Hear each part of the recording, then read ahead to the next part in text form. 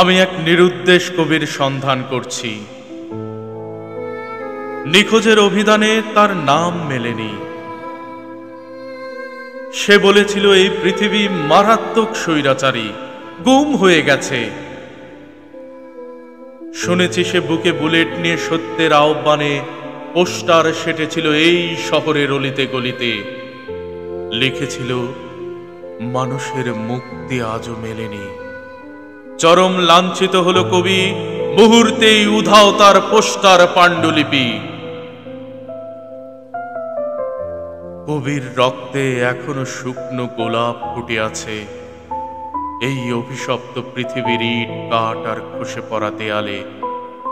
যে শিমুলের ফুল একদিন ছিল বারুদে আগুনে টকটকে লাল, সে কি ভীষণ শোকে ম্লান হয়ে পড়ে আছে পথে প্রান্তরে এতটা কাল।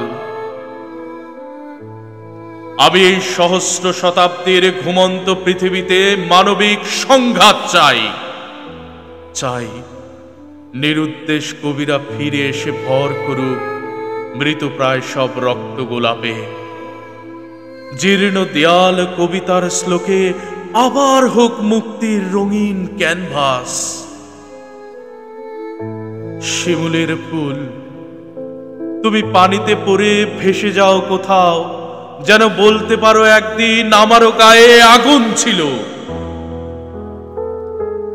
অভিশাপ, তুমি আমাকে আশীর্বাদ করো, যেন দিগন্ত রেখায় দাঁড়িয়ে বলতে পারি আমারও অনেক যুদ্ধ ছিল,